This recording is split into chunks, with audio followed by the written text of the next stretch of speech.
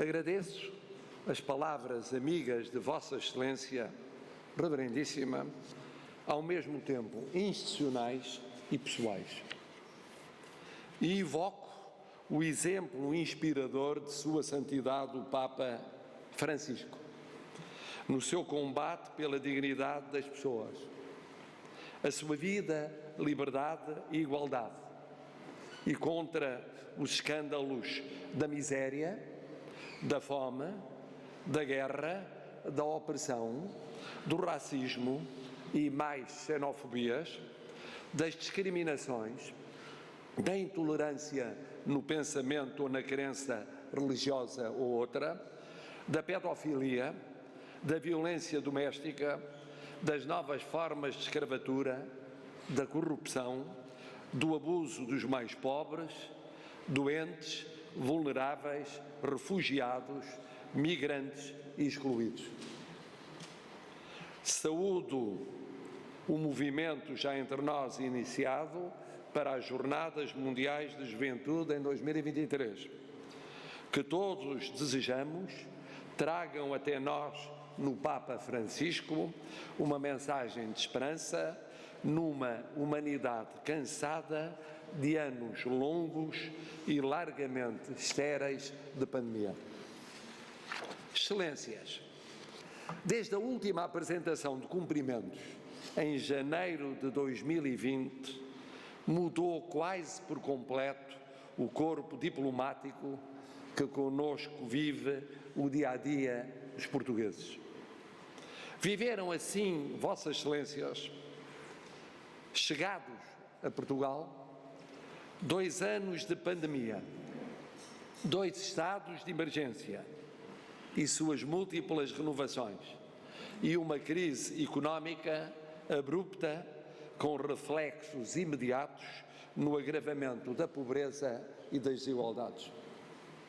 Mas também viveram a coragem dos portugueses, um dos povos mais disciplinados, sem que o confinamento fosse nunca mais do que um dever cívico, aderindo em massa a todas as testagens, a todas as vacinações, sem que fossem obrigatórias e sem que os livres negacionismos fossem numerosos ou violentos.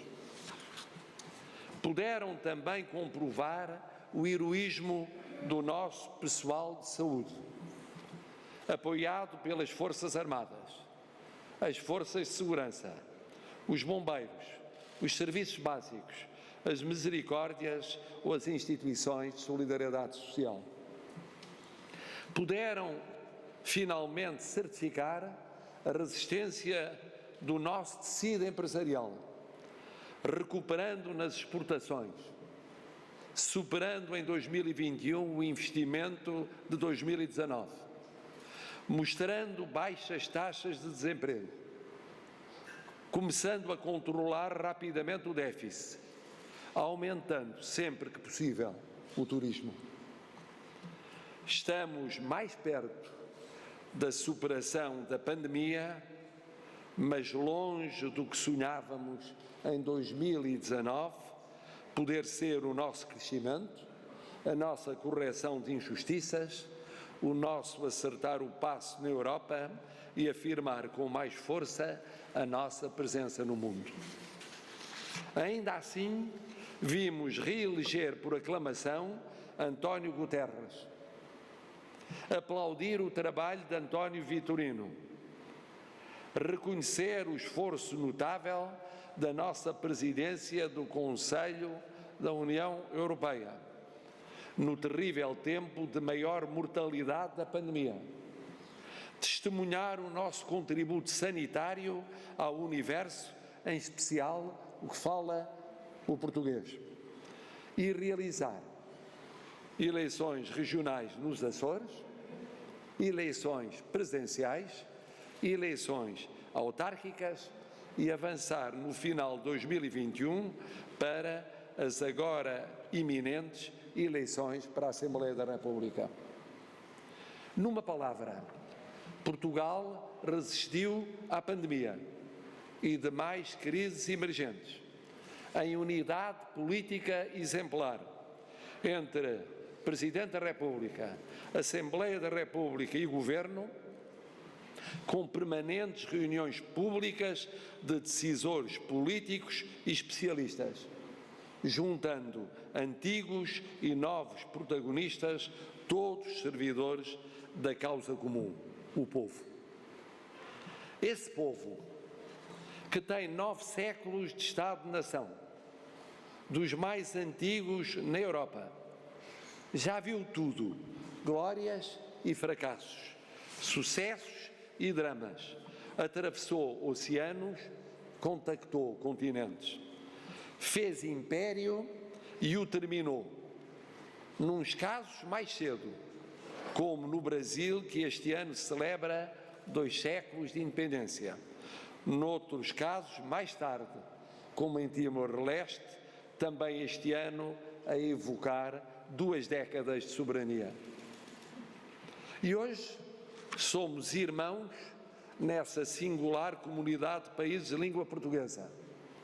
Somos solidários na União Europeia, toda ela, mesmo se nos emancipamos de um dos reinos que mais tarde formariam a Espanha. E tivemos por primeiro rei o descendente de futuros espanhóis e de nobres da futura França. Somos sempre parte do universo ibero-americano. Somos amigos antigos dos nossos aliados do outro lado do Atlântico Norte, que já bebiam o nosso vinho da Madeira antes de proclamarem a sua independência. Somos parceiros privilegiados com a África, mas por igual temos parcerias antigas noutra Europa e na Ásia-Pacífico, como demonstram o contacto em Calcute, na Índia, há mais de 5 séculos, Macau, meio século depois, ou a chegada a Nagasaki, há 450 anos, recentemente festejados.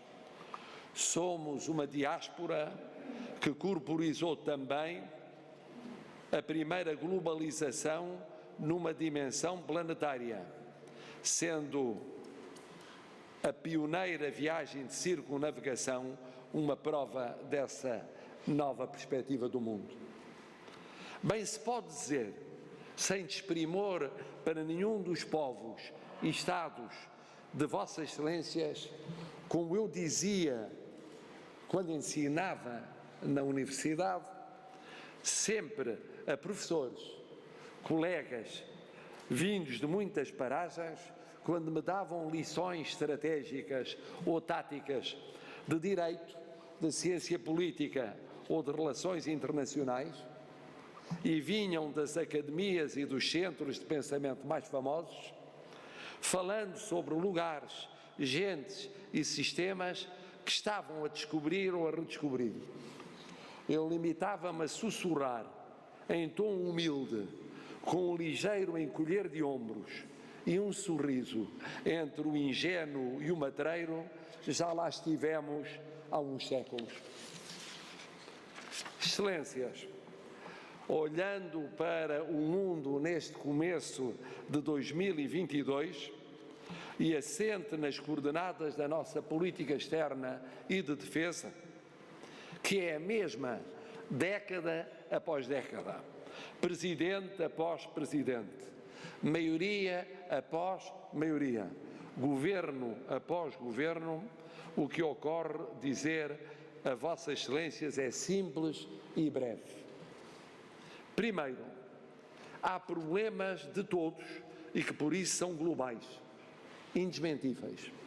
Alterações climáticas, oceanos, espaços, carências crescentes de bens básicos, pandemias, reflexos e aprofundamento de miséria, fome, guerra, migrações, refugiados, terrorismos, acelerada circulação de fenómenos financeiros e económicos e sua sofisticação nesta era digital.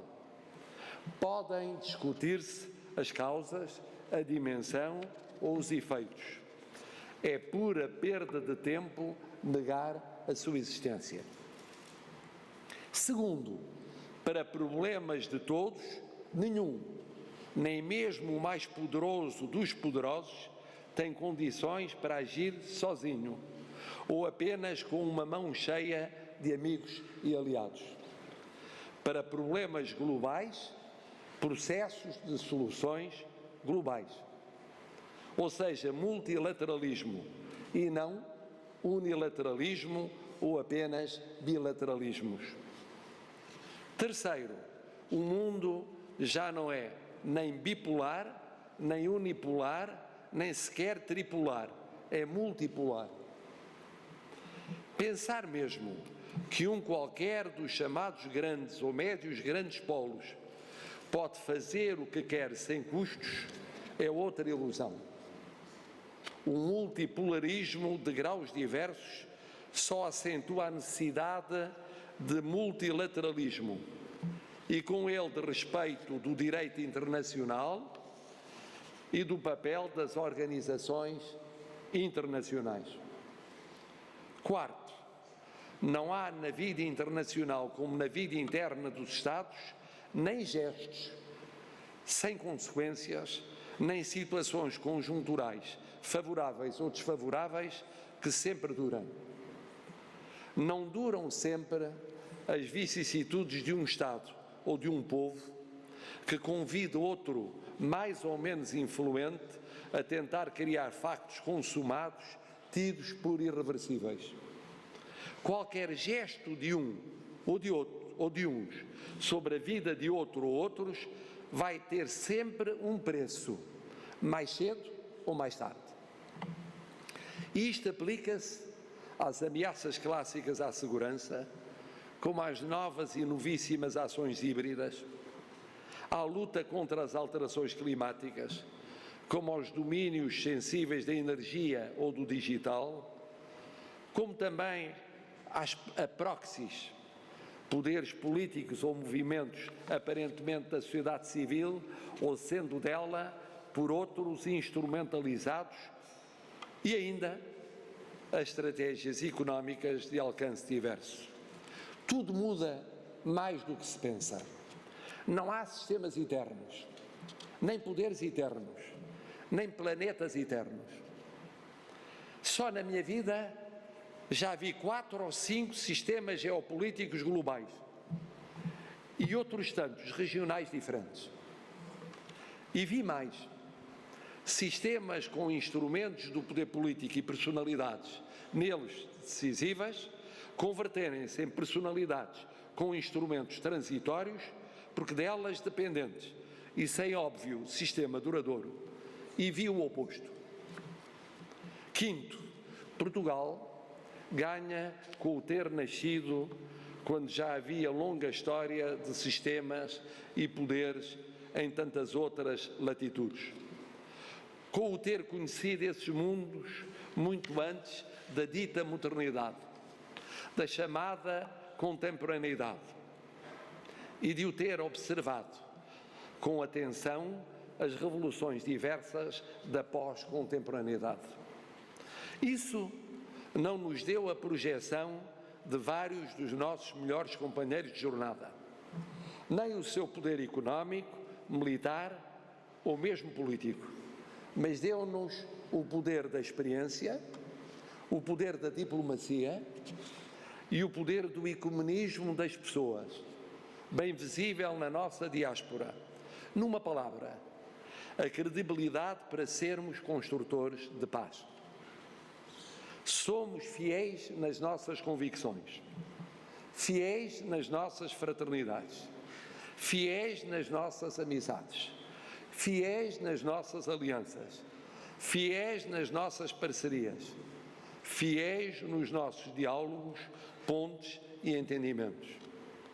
Não confundimos, porém, planos e temos hierarquias de fidelidades.